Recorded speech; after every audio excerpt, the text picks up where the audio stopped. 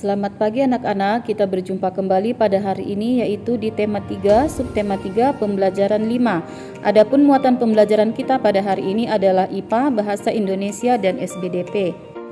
Pada muatan IPA di sini kita belajar mengenai penyakit pada organ pencernaan.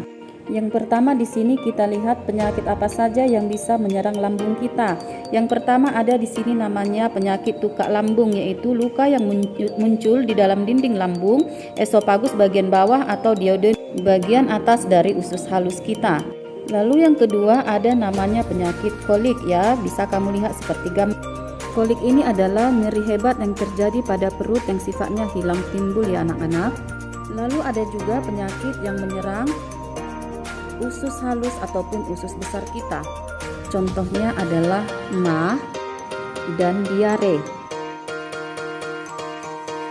Jadi penyakit-penyakit yang muncul pada organ pencernaan ini bisa disebabkan oleh bakteri dan virus, atau bisa juga disebabkan oleh kekurangan serat dan vitamin. Muatan yang kedua adalah bahasa Indonesia, yaitu membuat iklan berdasarkan rancangan yang telah dibuat. Berikut adalah langkah-langkah yang perlu kita persiapkan dalam pembuatan iklan pada media elektronik. Yang pertama adalah memeriksa kembali naskah iklan yang telah dibuat. Kedua, menyiapkan perlengkapan pendukung iklan sesuai naskah yang telah dibuat. Ketiga, menyiapkan para pemeran yang sesuai dengan tokoh-tokoh pada naskah. Lalu yang keempat adalah berlatih sesuai dengan naskah yang telah dibuat. Jadi anak-anak, iklan yang kita buat ini tujuannya adalah untuk mempengaruhi penonton supaya membeli produk atau jasa yang kita tawarkan dalam iklan. Yang terakhir adalah SBDP, yaitu ciri-ciri karya seni batik. Yang pertama adalah ciri-ciri batik tradisional ya. Pertama, coraknya memiliki makna simbolik. Dua, umumnya bermotif ular, pagoda, geometri, serta barong. Tiga, warna cenderung gelap, misalnya hitam, coklat, kehitaman, ataupun putih. Empat, motif batik merupakan ciri khas daerah asal. Contohnya adalah sebagai berikut.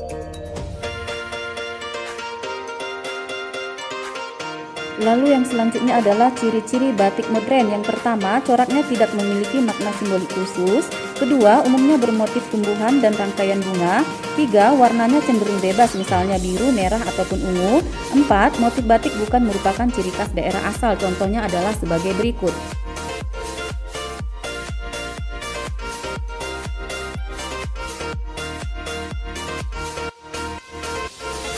Jadi anak-anak, ada 3 teknik dalam pembuatan batik. Yang pertama adalah teknik tulis, yaitu teknik membuat batik dengan kain yang dihias dengan tekstur dan corak batik menggunakan tangan ya.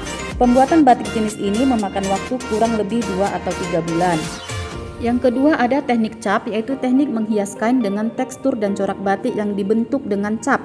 Ini biasanya terbuat dari tembaga. Proses pembuatan batik jenis ini membutuhkan waktu kurang lebih 2 atau 3 hari. Lalu yang ketiga adalah teknik cetak atau sablon, yaitu teknik mencetak kain sehingga memiliki motif seperti batik. Proses pembuatan batik ini tidak menggunakan teknik batik tetapi menggunakan alat cetak ataupun sablon.